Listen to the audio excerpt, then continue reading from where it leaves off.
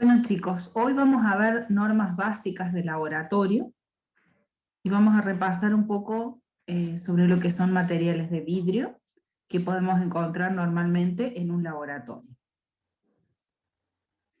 Primeramente vamos a introducir las normas básicas, luego vamos a hablar un poquito de los materiales de uso corriente que se dividen en material volumétrico y material no volumétrico. Cuando ingresamos a un laboratorio, es necesario que contemos con el material adecuado para poder realizar análisis químicos confiables. Recuerden que nuestra materia fundamentalmente es química analítica. Estamos determinando un analito que nos interesa conocer con la mayor exactitud que uno pueda llegar a realizarlo de acuerdo a la técnica, de acuerdo al método, de acuerdo a los errores que vimos en las clases anteriores. Entonces, es sumamente necesario que no contemos con, que no adicionemos errores a esta determinación analítica. Con respecto al tema de los análisis químicos confiables, obviamente que para ello necesitamos conocer las características de los reactivos utilizados en el experimento. Más adelante probablemente les grabe un pequeño videito de cómo buscar las hojas de seguridad de cada uno de los reactivos que nosotros utilicemos en el laboratorio. Bueno, un laboratorio químico no es un sitio peligroso, pero uno tiene que ser prudente y seguir todas las instrucciones que diga el docente o el jefe de laboratorio, siempre con el mayor cuidado posible. Es importante no realizar experimentos por sí solos, a menos que ya estén completamente educados o hayan adquirido todas las habilidades y destrezas que uno necesita para desempeñarse dentro del laboratorio. Pero por el momento no vamos a realizar ningún tipo de experimentos, ustedes no pueden realizar ningún tipo de experimentos por sí solos, sin tener la aprobación del docente o el instructor. La mayor parte de las sustancias con las que trabajamos en el laboratorio son tóxicas en mayor o menor medida, ¿sí? Entonces nunca tenemos que acercárnosla a la boca, no tenemos que ingerirla, ¿sí? Muchas veces es necesario reconocer una sustancia por su olor. Entonces, la mejor forma de realizarlo no es oliendo directamente del frasco o del recipiente en el que se encuentre la sustancia, sino también la mejor manera de hacerlo es colocar el frasco o el recipiente que contenga esta sustancia que nosotros necesitamos caracterizar, y con la mano realizamos el movimiento de ventilación hacia nuestra nariz, de tal manera que un poco de vapor pueda llegar a nuestra nariz y, bueno, y no aspirar nunca directamente del recipiente. Muchas sustancias producen vapores nocivos para la salud o son explosivas. Entonces, por lo general, esta información está perfectamente identificada en la etiqueta del recipiente que contiene la sustancia.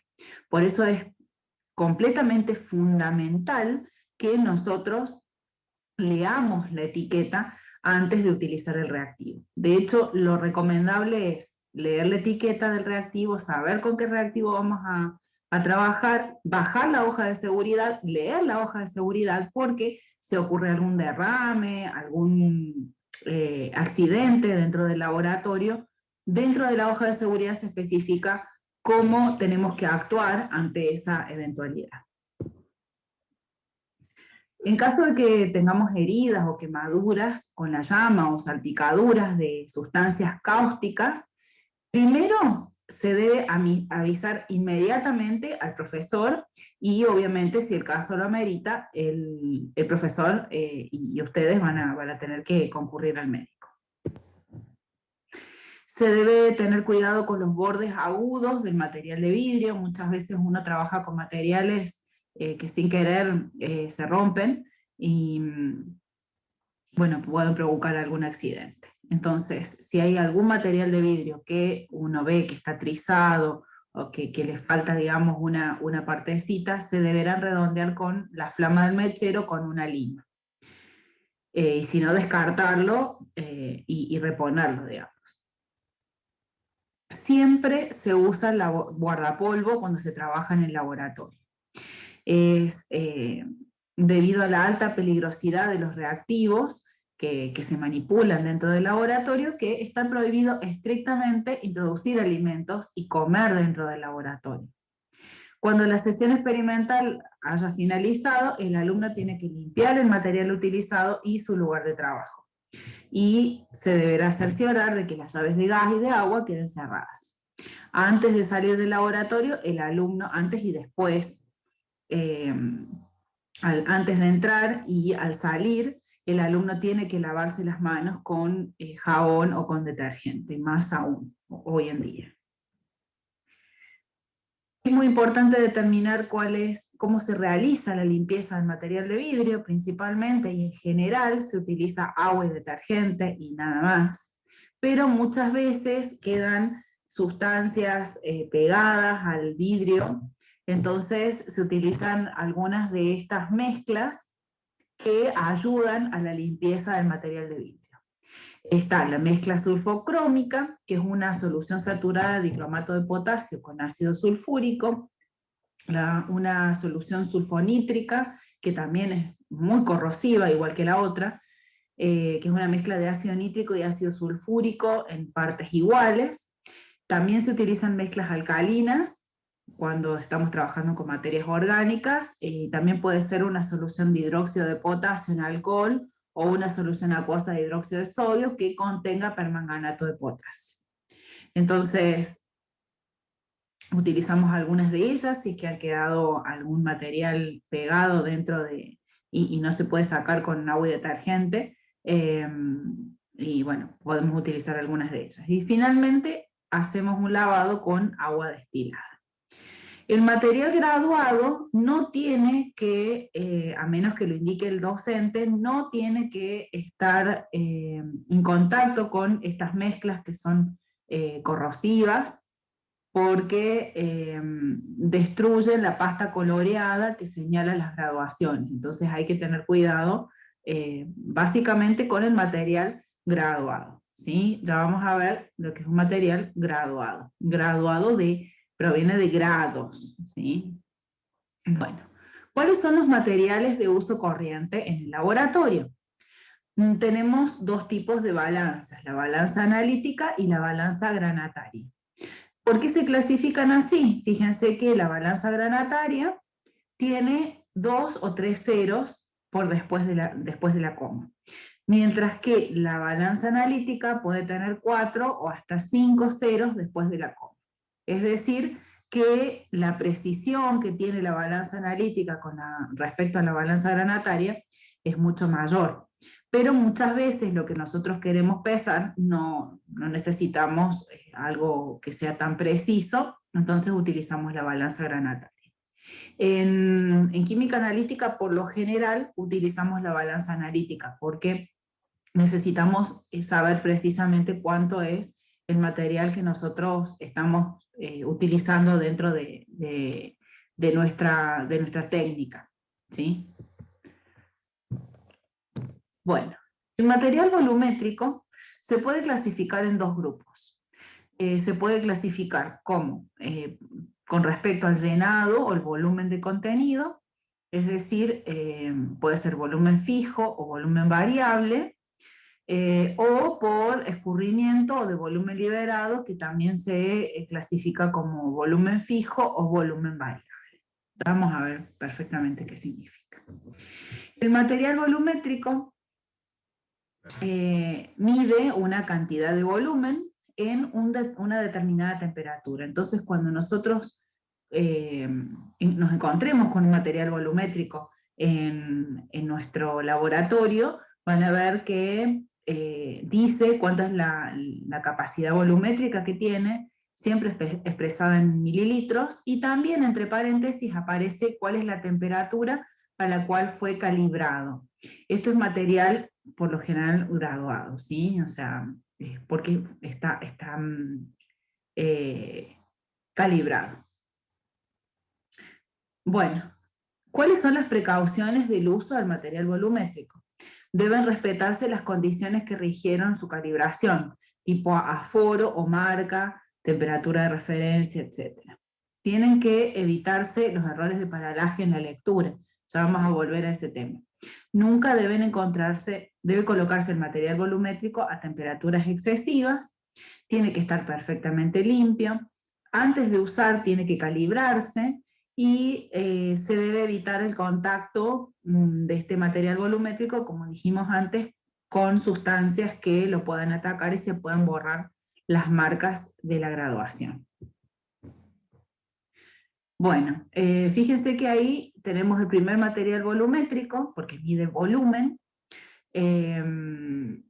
Este es un matraz aforado. Un matraz aforado es un recipiente que tiene fondo plano, y al final, en la base, tiene una forma de pera, pero tienen un cuello largo y angosto. Y si se fijan, hay como una pequeña lineecita, perdón, hay una pequeña línea, esperen 2 segunditos, ahí estamos.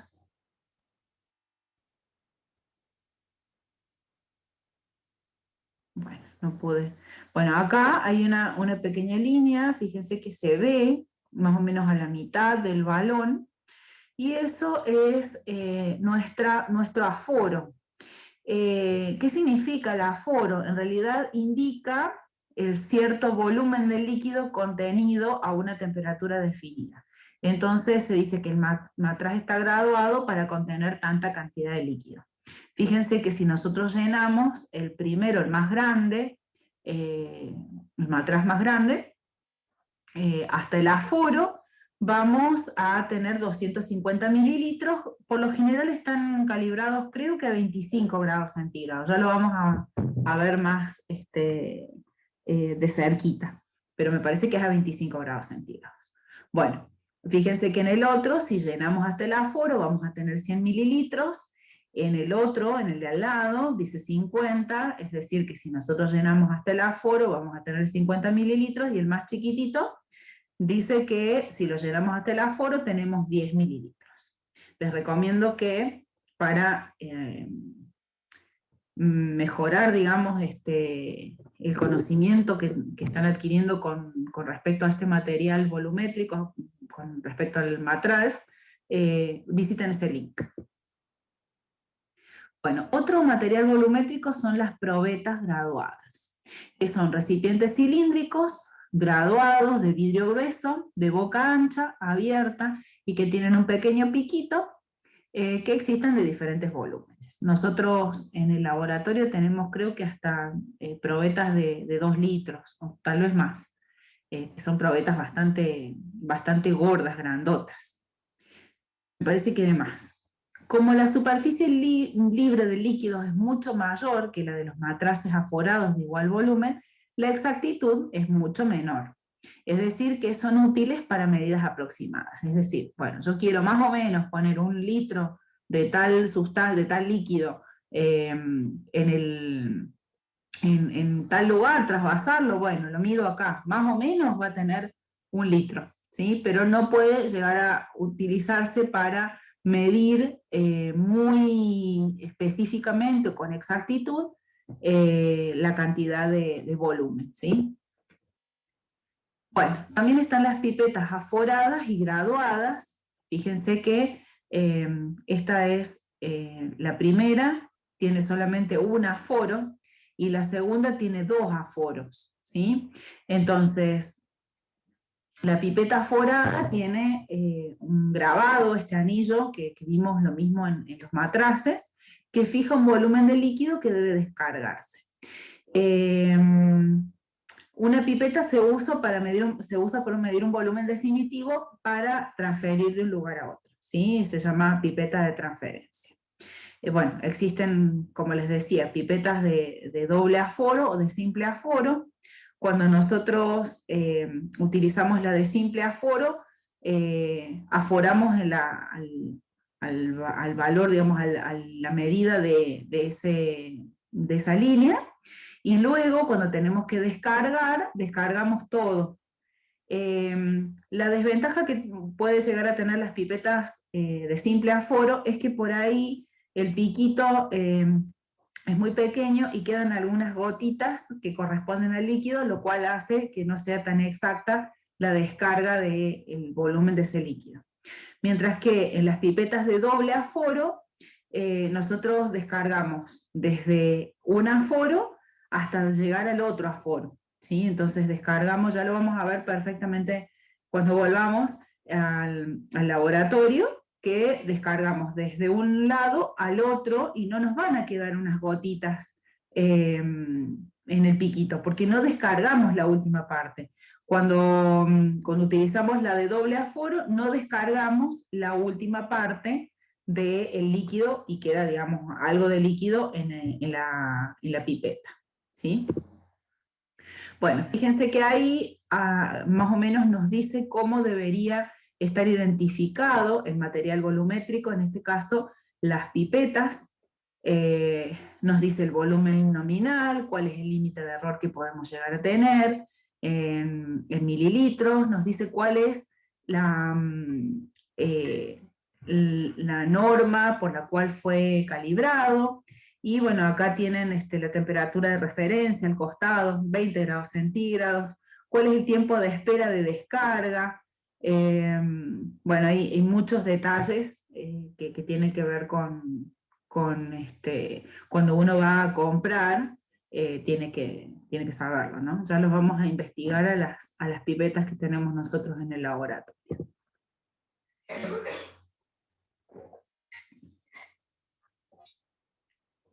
Bueno, la primera que vimos fue una pipeta aforada, ¿sí?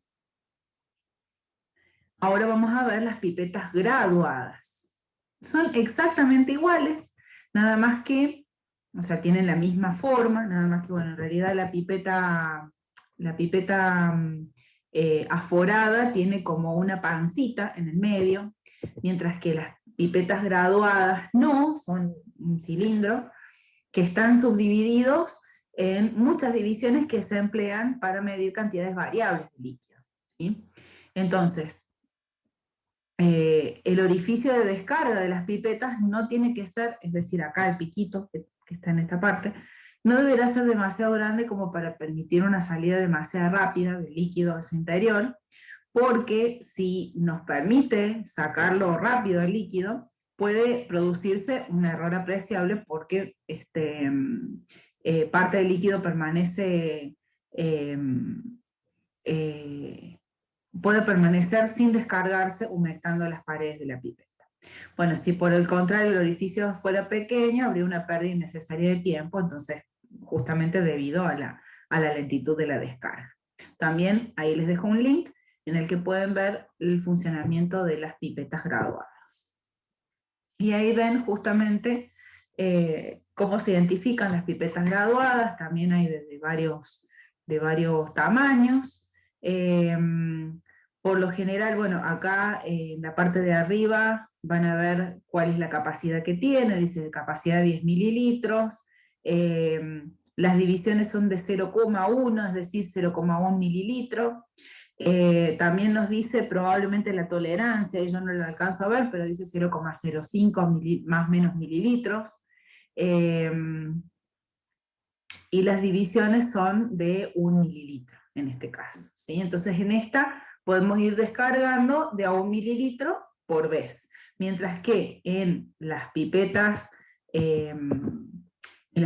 aforadas tenemos que descargar todo el volumen, es decir, no sabemos si paramos a la mitad cuánto volumen descargamos, es decir, que eso se utiliza para medir un volumen definitivo. Yo necesito, no sé, colocarle a esta solución 25 mililitros de algo. Entonces busco la pipeta aforada de 25 mililitros, ya sea de simple aforo o de doble aforo, y la utilizo, ¿sí? O sea, puedo descargar todo lo que tengo ahí de 25 mililitros. Mientras que con la pipeta graduada, yo puedo decir, bueno, necesito descargarle en realidad, no sé, 4, 5 mililitros, no sé cuánto. Entonces le voy agregando de a 1 mililitro, pero voy descargando de a poquito. Yo sé que voy utilizando la descarga de a 1 mililitro, por ejemplo.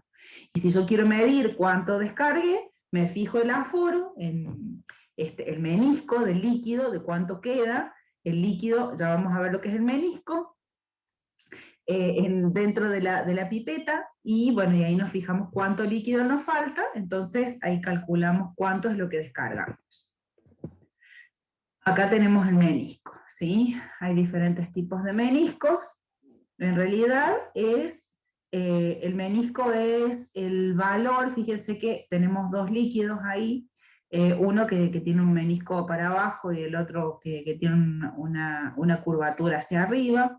Entonces, en realidad, el menisco es el valor que se encuentra, digamos, leído a partir de la extensión de esa línea, donde cae, digamos, la parte de la curvatura extendida hacia el vidrio, ¿sí? Entonces, ¿cómo la leemos?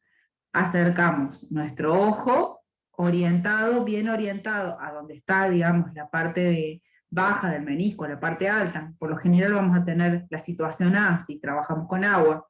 Entonces leemos y decimos, bueno, tenemos 40, 50 y pico de mililitros, ¿sí? Y esa es la manera correcta, fíjense dónde está el ojo, alineado, digamos, con el menisco, la forma correcta de leer cuánto es el volumen que yo tengo en este material. La manera incorrecta sería verla desde abajo, verla desde arriba, porque obviamente estaríamos incurriendo en un error, digamos, en la medida. Bueno, las propipetas o pipeteadores, también llamados. Es un instrumento de laboratorio que se utiliza para traspasar líquidos de un recipiente a otro, evitando, que se colocan en la parte de arriba de las pipetas, evitando succionar con la boca, porque de otra manera podríamos hacer todo succionando con la boca. El tema es que muchas veces vamos a tener que trabajar con líquidos que son nocivos, que son tóxicos, que son corrosivos, que tienen olor muy fuerte o que emiten vapores. Entonces se utilizan estos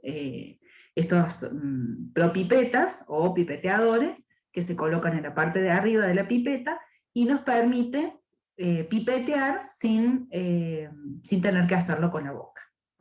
También les dejo un link para que puedan visitarlo.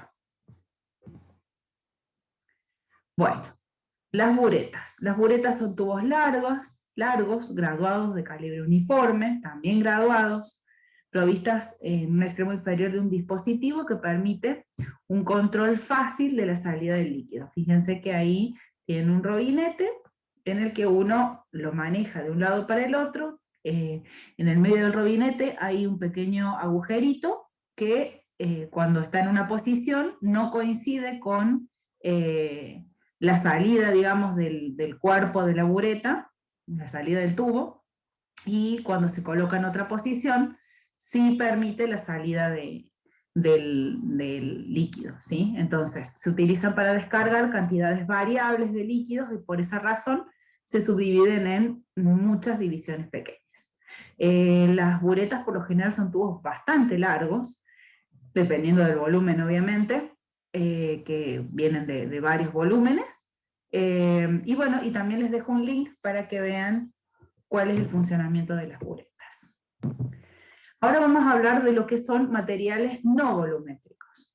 Bueno, allí vemos un material bastante asociado a lo que es química, que es el vaso de precipitado o beaker.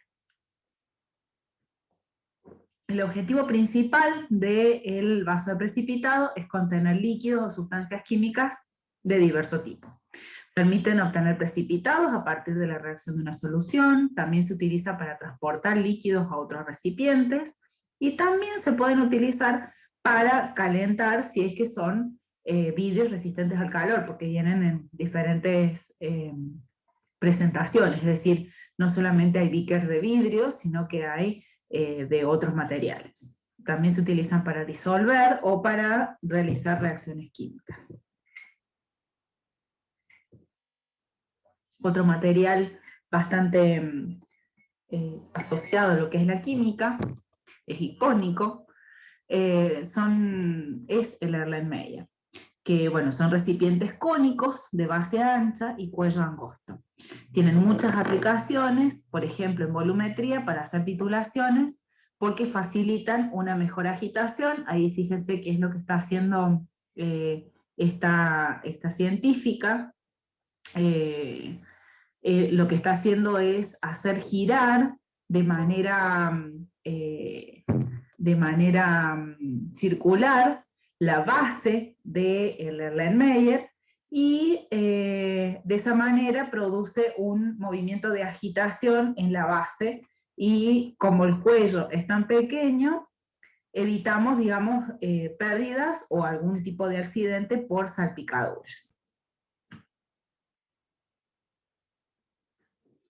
Bueno, los cristalizadores también son un material no volumétrico, son recipientes bastante más chatitos comparados con los anteriores, tienen forma cilíndrica y base plana, tienen poca altura y bastante diámetro, por lo que su superficie es bastante grande.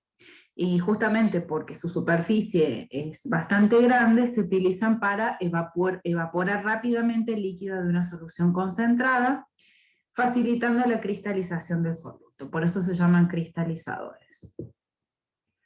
Otros materiales que utilizamos en el laboratorio, bueno, puede ser embudos, que tienen una forma cónica, y el vástago, como ustedes pueden ver, puede ser grande, largo o corto. Las paredes de la superficie cónica puede ser lisa o puede ser estriada, y bueno, vienen de diferentes materiales, de vidrio, de plástico, bueno, diferentes materiales sintéticos, que justamente tienen la ventaja de que no se rompen con tanta facilidad. Bueno, allí hay una ampolla de decantación, que básicamente lo que hace es separar líquidos inmiscibles. Fíjense que ahí tenemos líquidos que tienen diferente densidad, entonces por decantación, el que tiene menor densidad está arriba y el que tiene mayor densidad está abajo, entonces se pueden separar, tienen un rodinete similar al que tiene la bureta. Y bueno, fácilmente por un lado sacamos el líquido más pesado y queda contenido en la ampolla el líquido más liviano, ¿sí? Bueno, estos son desecadores, que son recipientes que se usan para mantener un ambiente seco, sin humedad. Tienen como un doble fondo, y en la parte superior es donde se colocan los crisoles o el material que uno necesite que esté seco, porque muchas veces los materiales con los que trabajamos son higroscópicos, entonces si están en contacto con el ambiente, comienzan a sacar agua del ambiente, comienzan a hidratarse, y muchas veces eso es lo que no queremos.